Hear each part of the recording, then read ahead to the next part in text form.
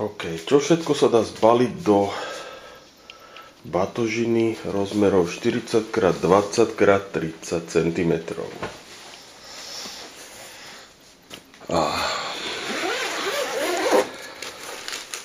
Nejaké pomôcky hygienické, ďalej nejaké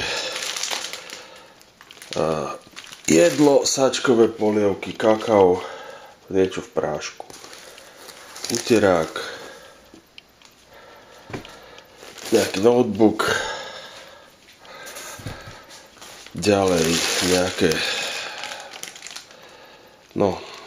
tekutiny, nejaké, čo sú to, utierky, vlhčené aj normálne. Samozrejme sa dá špeciálnou metódou spakovať i oblečenie, že sa dá do sáčku, sadne sa naň, čím sa zmenší objem.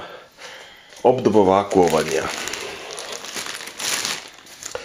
Ďalej nejaký celotelový nepremokavý komplex, tiež obdobným spôsobom zabalený.